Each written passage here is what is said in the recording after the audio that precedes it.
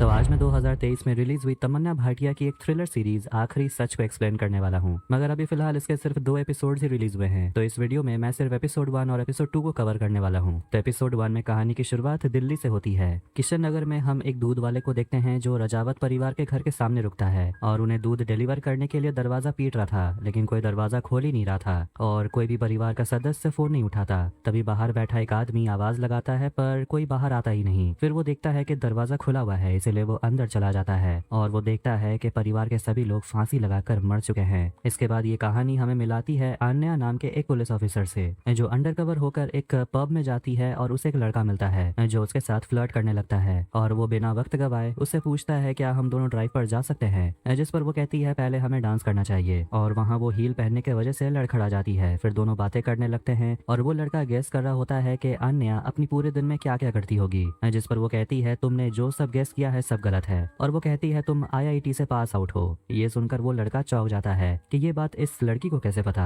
फिर यहाँ पता चलता है कि जब आन्या गिरने का नाटक की थी तो उस समय वो उस लड़के का स्मार्ट वॉच चुरा ली थी और वो घड़ी वो अपने ऑफिसर राघव को दे देती है, जिससे उन्हें एक स्कैम का पता चलता है जिसमें वो लड़का भागीदार था। उस लड़के को पुलिस पकड़ लेती है तो वहीं आन्या को उसके सीनियर कॉल करके बताते हैं कि कृष्ण नगर में तुम्हें जाना होगा क्योंकि वहाँ बहुत बड़ा हादसा हो गया है। इससे पहले कि मीडिया वहाँ पहुंच जाए तुम जाकर सिचुएशन को संभालो। जैसी आन्या अपनी टीम को लेकर वहाँ पहुंचती है बहुत भीड़ जमा हो गई थी उस घर के बाहर, क्योंकि ऐसा कुछ के बारे में ना उन लोगों ने कभी सुना था ना देखा था। सभी लोग शॉक में है। फिर जैसे ही आन्या अपने कलीग राघव के साथ अंदर जाती है वो नजारा देखकर तो दंग रह जाती है कि परिवार के सारे सदस्य यानी कि 11 लोग फांसी लगाकर अपनी जान ले चुके हैं। उनकी आंखें भी ढकी हुई है, उनके हाथ भी बंधे हुए हैं और वहाँ पर एक बच्चा भी था। ये सब देखकर आन्या को तो यकीन नहीं हो रहा क्योंकि ऐसा भी दृश्य उसने पहले कभी नहीं देखा। वहाँ पर एसएचओ पहुंच जाते हैं और बताते हैं कि ये सब देखकर तो उनका भी दिल दहल गया था और उन्हें वहाँ पर किसी के भी जबरदस्ती बाहर से अंदर आने का कोई सुराग नहीं मिला। फिर वो अंदर जाते हैं और एक कमरे के अंदर उन्हें एक बूढ़ी औरत की लाश मिलती है। वो ऑफिसर बताते हैं कि ये परिवार बहुत ही अच्छे लोग थे और इनका तो पेंट और डेयरी का बिजनेस था और परिवार के यहाँ से हमें कोई भी ऐसा नोट नहीं मिला जिससे हमें पता चले कि आखिर इन लोगों ने ऐसा क्यों किया। वहाँ कुछ रस्सियाँ गिरी हुई थी जिसे उन लोगों ने अपने हाथ को बांधा था और एक आदमी का तो आंख से पट्टी भी गिरा हुआ है, शायद वो अपने लोगों को मरते हुए देखना चाहता होगा। और आन्या ये नोटिस करती है कि स्टूल्स डेड बॉडी से 2 फीट दूर गिरे हुए हैं और उसे लगने लगता है कि परिवार के 11 लोगों को मर्डर किया गया है। आसपास पड़ोस के लोग सभी दहशत में हैं और एक लड़का किशोर घर के अंदर जाने की कोशिश करता है क्योंकि उसका दोस्त पार्थ उसी घर में रहता है, जिस पर पुलिस उसे कहते हैं कि उस परिवार में कोई भी नहीं बचा तो तुम यहाँ से निकल जाओ। आन्या जब छत पर जाती है तो वहाँ उसे कुत्ता मिलता है जो पिंजरे में बंद था। अब घर में से एक एक कर सभी डेड बॉडी को घर से निकाला जाता है, लेकिन बाहर भीड़ में एक आदमी था अमन, जो ये सब देखकर वहाँ से चला जाता है। दिल्ली पुलिस क्राइम ब्रांच के बाहर सारे रिपोर्टर्स इकट्ठे हो जाते हैं और इस ब्रेकिंग न्यूज को कवर करते हैं। पुलिस स्टेशन के अंदर एसएचओ ऑफिसर आन्या को बता रहे होते हैं रजावत परिवार के बारे में और बताते हैं कि हमें जो बूढ़ी औरत की लाश मिली है कमरे के अंदर उसका नाम विजय देवी है। वो 71 साल की थी और उसका पति जवाहर सिंह 2007 में ही मर गया था और लोग कहते हैं कि वो पुलिस में था और उनके 2 बेटे थे, आदेश 47 साल का जिसका डेयरी का बिजनेस था, तो वहीं भुवन 42 साल का था और उसका हार्डवेयर का दुकान था। आदेश की बीवी करुणा 41 साल की थी जो हाउसवाइफ थी और आदेश और करुणा के 3 बच्चे थे, नित्या, एम्बर और मीठी, और ये है पूनम जो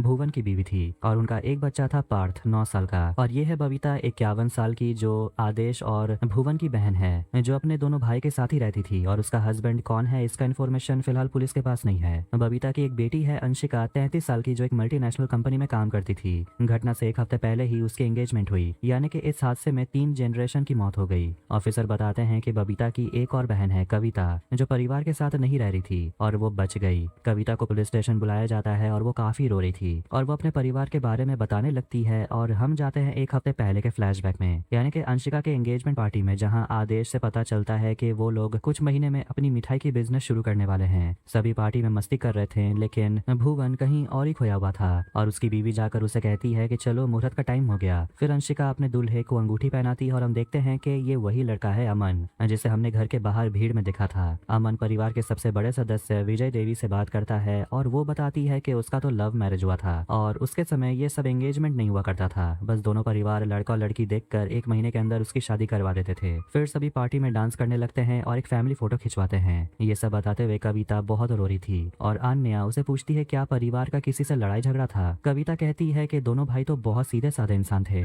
बस अपने काम से काम रखते थे। तो वहीं पड़ोसी के एक आदमी को भी इंट्रोगेट किया जाता है और वो बताता है कि परिवार में सभी लोग बहुत खुश थे क्योंकि 1 हफ्ते पहले ही बहन की एंगेजमेंट हुई थी और वो सभी एक बिजनेस स्टार्ट करने वाले थे। फिर हम हादसे के एक दिन पहले के फ्लैशबैक को देखते हैं जब आदेश अपने एक कस्टमर को बता रहा था जो उसका पड़ोसी है कि वो हाल ही में अपने मिठाई का बिजनेस शुरू करने वाला है और वो माफी मांगता है कि उसने उसे अंशिका के एंगेजमेंट में नहीं बुलाया और कहता है कि आप शादी में जरूर आइएगा। आन्या कविता से पूछती है कि ये परिवार कृष्ण नगर में कब से रह रहे थे। आन्या पूछती है कि आखिरी बार आपने परिवार से कब बात की थी, जिस पर कविता कहती है कल शाम को ही तो मेरी बात हुई। फिर हम जाते हैं हादसे के 4 घंटे पहले और अंशिका कविता को वीडियो कॉल करके दिखा रही होती है कि परिवार के किस किस मेंबर ने कौन सा उसे गिफ्ट दिया है और भुवन ने एक बहुत ही सुंदर सा नेकलेस अंशिका को गिफ्ट किया है। फिर वहाँ पर पूनम आ जाती है और कहती है कि 20 रोटी होटल से ऑर्डर कर दो और पूछती है क्या तुम छोले खाओगी तो मैं भीगने के लिए दे देती हूँ। राजावत परिवार के सभी पड़ोसियों को इंट्रोगेशन के लिए पुलिस स्टेशन बुलाया जाता है और वहाँ वो छोटा लड़का किशोर भी आता है जो पार्थ का दोस्त है और निर्मल नाम का ऑफिसर उस लड़के को बुलाता है और वो पुलिस ऑफिसर उस लड़के से पूछते हैं कि तुझे कुछ कहना है क्या, जो बात करना है हमें कह दे, बता तू मर्डर के बारे में क्या जानता है। ये सुनकर वो लड़का डर के मारे कांपने लगता है और वहाँ से भाग जाता है। पूछताछ के लिए अंशिका के हस्बैंड अमन को भी बुलाया जाता है और वो बताता है कि वो 6-7 महीने से अंशिका को जानता था और कहता है कि उनका अरेंज मैरिज था।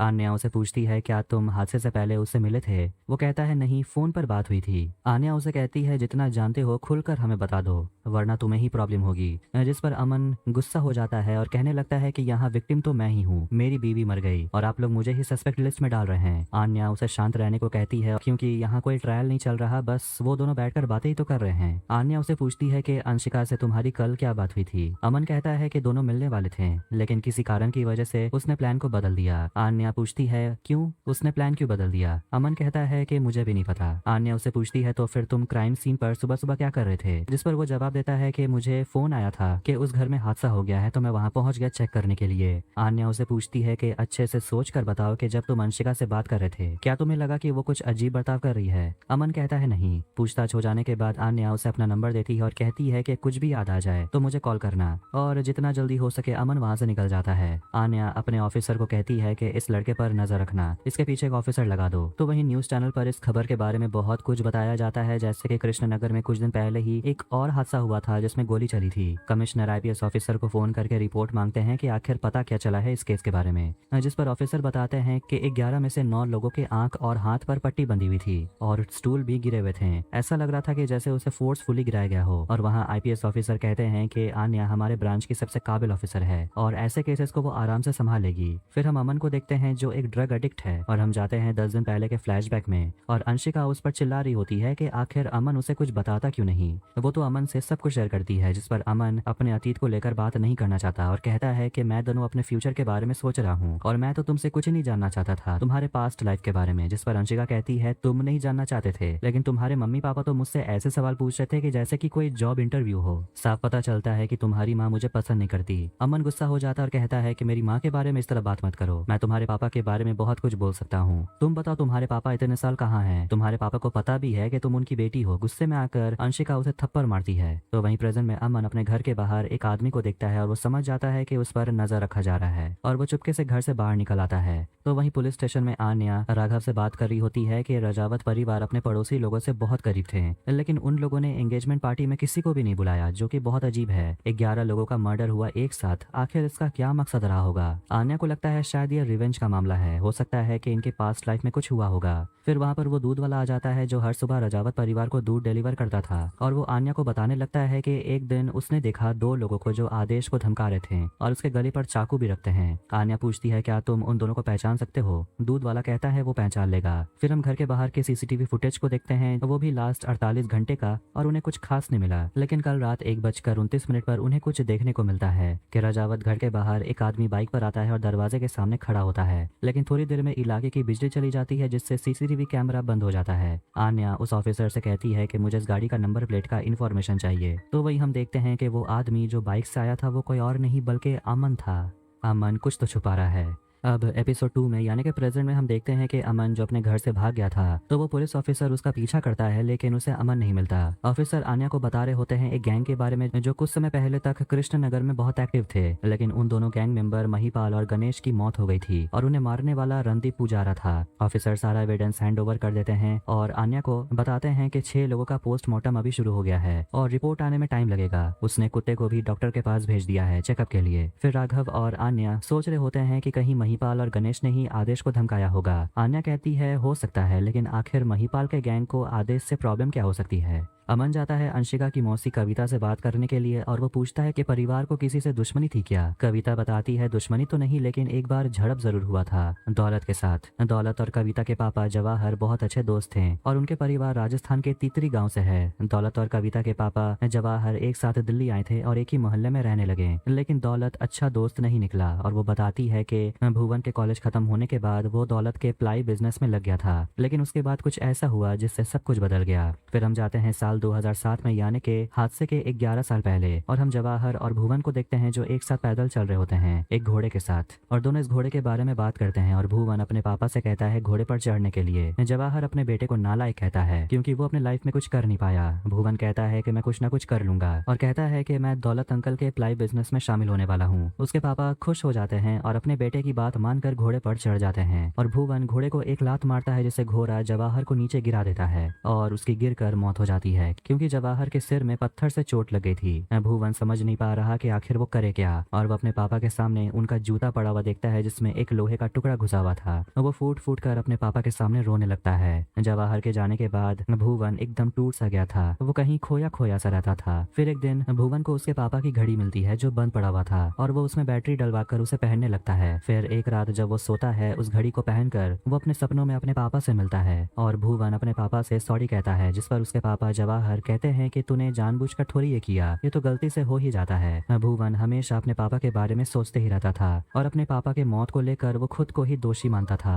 पूनम भी उसे समझाती है कि खुद को दोष देना बंद करो, कल रात तुम नींद में बातें कर रहे थे। भुवन कहता है कि पापा हमें छोड़कर नहीं गए। पूनम कहती है मैं भी तो तुम्हें यही समझाने की कोशिश कर रही हूँ कि उनका आशीर्वाद हमेशा हमारे साथ रहेगा। भुवन कहता है कि हमारे पापा हमें कहीं छोड़कर नहीं गए, वो हमारे साथ ही हैं। फिर वो दौलत के दुकान में काम करना जारी रखता है, लेकिन काम करते वक्त उसे बहुत गलतियां होती हैं जिसके वजह से दौलत भुवन को बहुत डांट लगाते हैं और कहते हैं कि तेरे बाप के वजह से मैं तुझे यहाँ काम करने दे रहा हूँ और तू मेरे ही थाली में छेद कर रहा है, कस्टमर की एंट्री ना करके तू पैसे मार रहा है। जिस पर भुवन कहता है कि मैं कोई पैसे चोरी नहीं कर रहा। गुस्से में आकर दौलत उसे धक्का देता है और कहता है यहाँ से निकल जाने के लिए, लेकिन सारा माल उसके ऊपर गिर जाता है जिससे भुवन घायल हो जाता है और उसके मुंह से आवाज भी नहीं आ रही थी। डॉक्टर बताते हैं कि भुवन के ब्रेन का एक हिस्सा ठीक से काम नहीं कर रहा और स्पीच के आने में शायद वक्त लग सकता है या फिर हो सकता है कि कभी वो बोल ही ना पाए। पूनम और विजय भुवन को सोने में मदद करती है, लेकिन अब तो भुवन की जीने की चाह भी अब खत्म हो चुकी है, इसलिए वो एक रात अपना ऑक्सीजन पाइप हटाकर खुद को मारने की कोशिश करता है, लेकिन समय पर नर्स आकर उसे बचा लेती है। अब आखिर में भुवन अपने घर आ जाता है और उसकी माँ विजय उसे समझाती है कि ऐसा गलत कदम उठाने की कभी सोचना भी मत।